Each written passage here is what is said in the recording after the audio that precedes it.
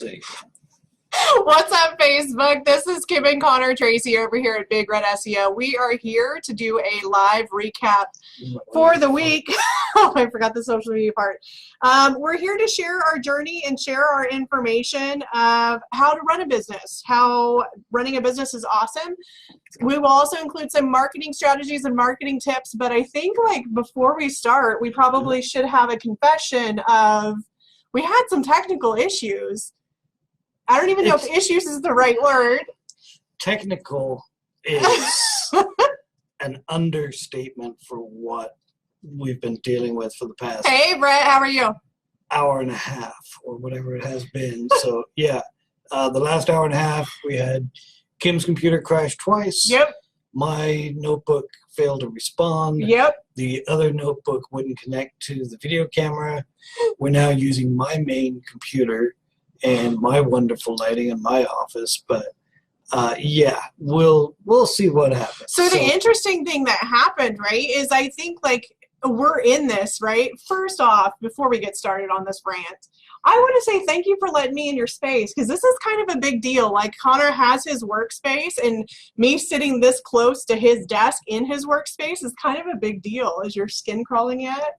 Your brows his brows just went like this. He's like, oh gosh, like you're in my space. I want to take the camera down and show what has happened to my desk. Yeah. Because my organization and Kim's organization is so earlier this week, I told him, hey, we need to clean off your desk because he has stuff everywhere. And I know where it is. And he believes he does.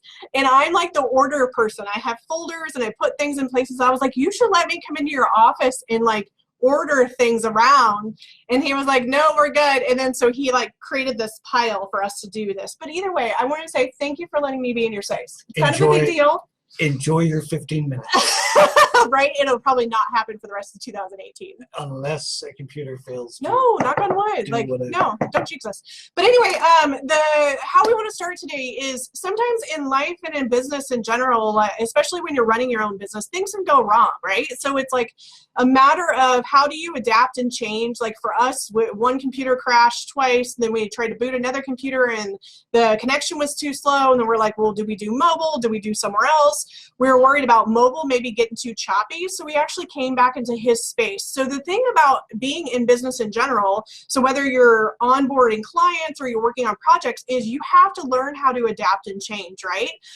You also have to learn how to adapt and change in different seasons. So maybe summertime, you want to enjoy the outside weather. So how can you have your business managed properly to where you can still onboard prospects to get new clients, new opportunities and projects without digging yourself in a hole? Mm-hmm. We see it a lot to where people want to take time off for the holidays or take time off for summer, which is awesome. You got to take care of you. However, sometimes, at least recently, I've seen people going way complete opposite. If they take off so much time that then all of a sudden their business is in a rut, and then either they don't hit what they want to hit as a goal, so they shut the business completely down, yep, and or they just get completely burnt out. And I used to be that person where we would take time off and then I'd come back and I would double fold the momentum, right? And then all of a sudden be like, why do I feel exhausted? Why do I feel burned out? Mm-hmm. Thoughts? Yeah. Yeah. It's not just from the business end of things. It's also networking groups. So there's a handful of networking groups that literally shut down for months at a time. As a business owner, if I'm in a networking group, I want to be in that networking group every week or every 2 weeks or whatever the schedule happens to be. But to close down and say, oh, we're taking summer off and go on 4-month hiatus, I'm a business owner. My business doesn't shut down for 4 months. Yep. So I don't know why the networking or the knowledge sharing or whatever you want to call it, that shouldn't shut down in the middle of the year either. So, but yeah, it is a challenge, and we faced it last year. We did. I wouldn't say we did less work last year. I think we actually did more. We did more work, yeah. But we did it in a shorter period of time. So much like the nurses and doctors and things like that, where they'll work the 12 and the 18-hour shifts and things like that. We were doing that with our business and cranking through in 3 days or 4 days, and then taking off that 1 or 2 or 2.5 day. And that was, it was intense. I don't know whether it was good for us to operate that way. Yeah. I know some people do operate well, but the thing is, and one of my teachers says, I wouldn't it, right? So MER means it's like kind of like, oh, maybe we shouldn't have done it that way. Hey, Roger, how are you? Hello, Roger. So I think that what that taught us was, one, we learned how to structure our business to where we could get away with working just 3 days a week and doing the same amount of volume as doing 5 days a week. So I'm not talking about like the 4-hour work week. I kind of have some issues and pet peeves with that, right? Definitely. But we found that we were like, okay, so if we take 5 days to recharge, and what in our personal life, husband and wife, just individuals in general, how we want to spend our time, we actually found that we were more creative and more productive when we harnessed the 3 days, right? Because we knew we had to get certain stuff kicked out within 3 days. And then what happened was we were able to build sales in and learn how to, that was the shift and pivot whenever I started using our project management software. Yep. and stopped rebelling the system. So like me, I'm just naturally, I like to rebel things.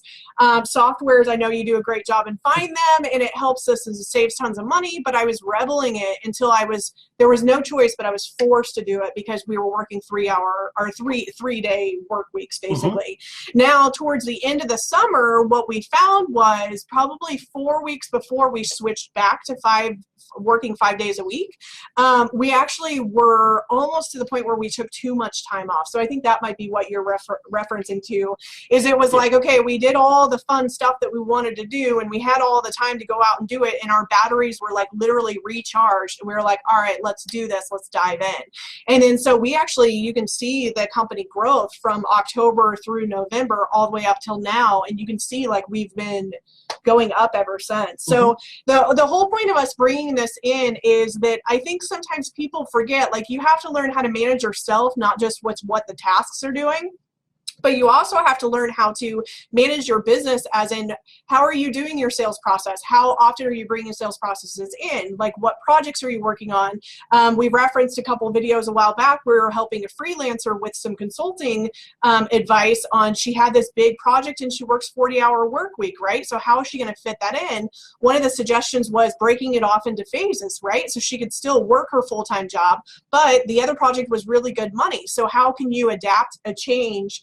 And kind of get a little curious with what do you want it to look like, right? Sometimes we're 9 to 6. That's what's our typical office hours are. But sometimes we'll come in at 5 a.m. in the morning, crank it out, and leave by 1. And the reason why we do that sometimes is because we know no calls are going to come in, no emails are going to come in. We just have straight quiet time. And I'll confess even a secret. Sometimes we come in on weekends and we don't tell people, right? So those are those dedicated times where we know nobody's going to gain access to us, and we just work on the stuff that needs to get done and pushed through. So not sure if that makes sense. Sorry, my Google found. Google decided to pick up what Kim was talking about. Yeah. And start doing a search. How to optimize your work better. Yeah. No, I don't want to know that. I already know that part. So you shared with me earlier today, I want to give a couple industry updates that happened and that are going through. Hey, Miles, how are you? So do you want to talk about the statistics you found out about mobile device and design? Yeah, so a couple of things, just short, quick things on web trends and things that have been happening from our world, so from the SEO and the web design world. Basically, there was one massive report that came out that looked at this year versus last year and the mobile trends. So mobile has been a huge push from Google the last couple of years. Yeah. And there was a real big push last year because Google is moving to what's called the mobile first index. And basically it's how your website operates on a phone. That's how they're going to do the indexing and how they'll rank your website. Well, a report had come out. They compared this year versus last year and was talking about the speed of websites or the interaction rates and things like that.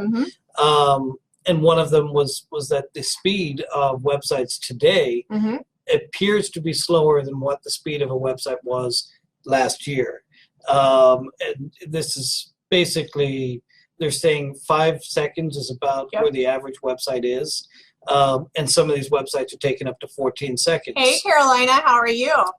So the issue from what we can understand as to what's actually going on is that it's not necessarily that the websites are bloated or the websites are crazy or whatever, but more that there was such a big push for this mobile compatibility. Yeah.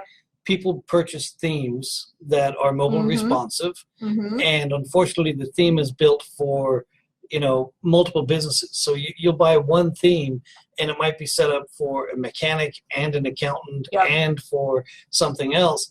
Well, the problem is that the designer has loaded so much crap in there, it has slowed down the website. So while you only needed this small little portion of it, it still has to load everything. And that's kind of the thing that's happening right now, and trying to figure out what's going online. Yeah, and the thing is like, I remember we've been doing this gig for 7 years, so I remember right at the brink of us launching the business and opening, mobile conversation was starting to happen. It was like less, mobile wasn't the catchphrase, it was more desktop versus mobile design, so it was not responsive, if that makes sense. Right. Like mobile friendly, if that makes sense. So I remember that trend. When I heard the statistics, I was actually a little bit shocked, but then once Conor explain the technical aspects of it, it all of a sudden made sense, because a couple habits that we see prospects and clients that want to do is they want to put like these big sliders in, and they don't realize that the images within your website need to be optimized for web, not necessarily the same size that you could get printed on a billboard ad, right? So like before they know it, they're already like bogging down their website. They'll want to put a video into the website, but they may not know the right path to actually get it and like go through Vimeo or YouTube. So instead they embed it into the design, and then that causes a long load time, right? Pop-ups can sometimes cause a long load time, like if it's trying to like pop up as your website's loading. Fonts is another one, but essentially at the very end of everything, if you just load your website on a mobile phone and see what it does take. So the average has been right now about the 5-second range. But the interactivity rate, and that's another factor that it's in a patent right now that Google is trying to get done. So we'll find out whether that actually becomes a ranking factor. But the interactivity rate is how long do you have to wait before you can actually do something on the website. Travelocity, and I'm calling Travelocity out. You guys can send me a message and a discount coupon code for. He says that because I just booked a trip to San Diego for June for that was teaching. And it wasn't through Travelocity. So there you go. The problem was their website took so long to load. The initial was fine, but the part where it got slow was by the time I started picking the dates, and by the time I started picking what the flight was, and by the time it was almost, I want to say about 10 seconds before I could start to actually use the website. And the trend this year is right in the average of about 14.5 seconds. And that is super, super slow. That is slow. Like it's super slow. So it's like the load time in seconds is like 1/1000. So imagine that times 14. So real quick, a pet peeve in travel websites, because we did go on multiple different ones and we price compared to all of them, right? The thing that frustrated me, and I think that a lot of times business owners specifically don't think about this, but some freelancers, man, they don't think about this either. So you have to like be in the seat of what the end user is going to be going through. So I would go in and I'd plug in my dates and I'd do a package and I'd do hotel and I'd pick flight and then I'd see the cost. And then I had to go all the way back to the original menu or the original screen that I landed on to change and adapt the date. Like it drove me crazy because like you mentioned, I had to go through 8 or 9 steps to get to that price part where it told me the price. And then I had to go all the way back to the very beginning of their website and start again through the process. It was quite frustrating. Yeah, a few years ago, and I didn't see it on their site now, but Southwest had that, it was called the flexible date, where you could book a flight, but your return, you might be flexible. So you could either go the day before or 2 days later, whatever was a discounted rate. I didn't see it on their website, on their mobile version. So they had a checkbox, but and it wasn't just all travel areas had it, but there was some terminology that was used that made it really complicated. Like you weren't sure. So it was like something like you need hard hotel dates or something like that. So it was like verbiage that average people would not understand unless they were like corporate road warriors and traveled a lot, right? But anyway, to get it all the way back to the area and the focus. Baggage fees suck. Yeah, stop it. Don't go through that. No. Hotel Bad resort vibes. Cut fees Cut cords.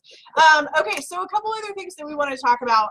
For me specifically in marketing. So I find a lot of people get stuck into this niche and niche is the wrong word. They get stuck into this pattern of doing the same thing over and over and over, right? So like they'll do the same social media channels, or they'll do the same networking groups, or they'll do the same processes within their business trying to find prospects. And then all of a sudden one day they wake up and those processes don't work anymore, right? Like either they expired or something has changed, or maybe they find that they're just not attracting their ideal client. So that avenue no longer works. The thing about marketing and business in general, my tip that I always give is try to be curious. So there's a difference between being curious versus being distracted, right? So you don't want to go and find 5 new things to test out at the exact same time. We see that people do this a lot. They go out and do all these 5 things, but stay curious to maybe opening an avenue of one thing. So prime example, a lot of people love social media marketing. They feel like it works because they can connect, and then they get likes, and then they get loves, and then they share videos and all this different stuff. So like if social media, specifically like Facebook, I'll call it out, Facebook is your jam and that's working for you, cool, like continue doing that, but then also get curious of what other thing could you add on top of that. So prime example is you can do Facebook, but then you can do in-person network marketing, right? We had years and years of experience in network marketing. We just found that our industry is in the SEO specifically is sometimes a little complex. So it's hard to get somebody else to be able to refer somebody to us that is qualified. So we actually just stepped out of the network marketing, but there's a lot of industries that benefit from that whole business model in sense, right? But the thing is like, and it depends on the networking. Yep. Because I do networking with other programmers and other softwares and things like that. Form chats and stuff like that. Yep. But then the key hint is like you have to make sure that you stay curious. You have to make sure that your ears are still open and you're looking and you're seeing patterns and trends that might work for different people, if that makes sense. For us, I can say in 7 years, like our ideal client changed multiple times, right? We had multiple reversions of who are we going to work with? Who do we feel synergy with? We had a lot of like really shitty partnerships that we had to go through. And basically it was a learning process for us. We had to figure out, do we want the negative Nelly? Do we not want the negative Nelly? Some clients we had were really, really good paying clients. So we were making the money and we were producing the work. But it was like when you picked up the phone, you're like, oh, I don't want to talk to this person, right? And that for us energetically, that's not a good feeling, right? I would rather onboard somebody at a little less of a cost that's just like super wicked passionate about their business versus somebody that's just, is going to be a pain in the ass. Hey, Natalie, how are you?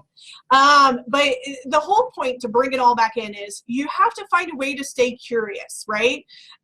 When I mentioned curious versus distracted, so it's important to keep your ears open and your eyes, like seeing what's going on and what's working, but don't go out and buy 4 books that you're going to read and try to apply all of those techniques at once. At that point, it is classified as a distraction, and then you're going to fail by default. I see this happen all the time. People like immediately want to launch a business.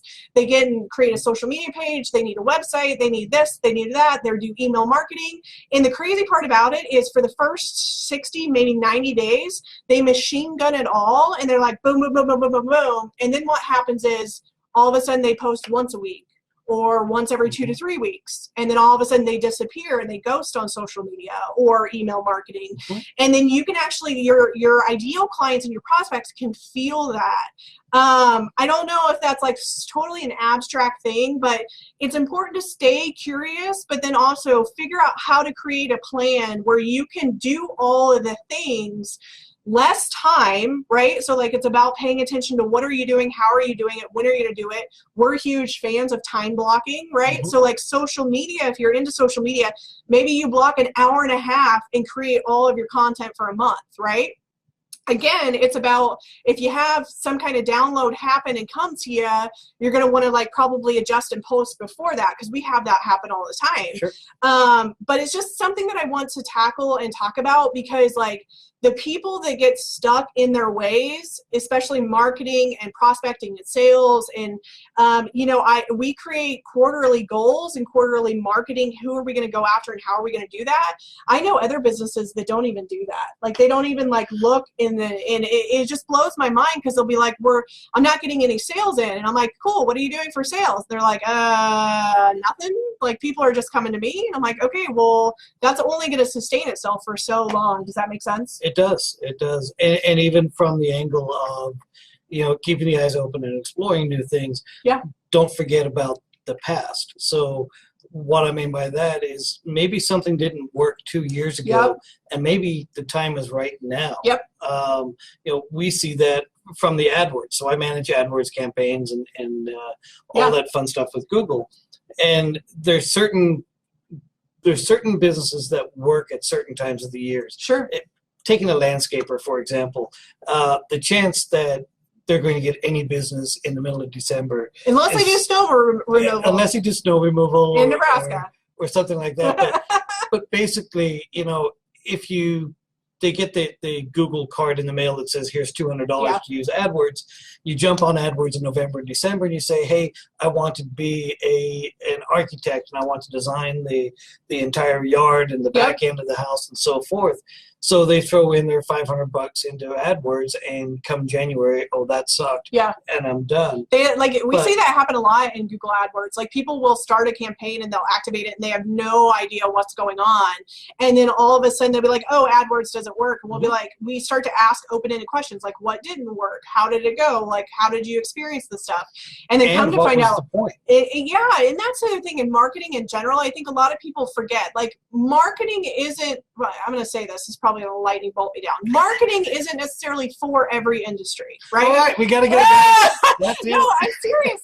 Like there's some industries that marketing in general, like prime example, if you're a business and you're 99.9% word of mouth, at that point you could do marketing, but it's more likely going to be brand reputation, right? Mm-hmm. Like, does that make sense? Like, we have some prospects come to us, like they want SEO and they want web design, and we're like, okay, how are your sales? If they're making $10 to $12 million, marketing may not be needed, right? Like that's the thing. Or the type of marketing that we would be able to offer. Right. So there's certainly different niches and different areas that people should explore. But there are definitely some businesses that, you're wasting your money on marketing. I actually had a phone call with a gentleman earlier this week, and he said, hey, I need SEO stuff, and I've got the money, and let's go, and I need clients within the next 2-3 weeks. Yeah. And I had to break it to him that, hey, you're looking at 2 months before you start to see that return. 3 months is where things start getting comfortable, and then things start to roll over. Yeah. So instead, take your money, put it into, at that point, it was going to be radio for him. So AdWords and radio. Sure.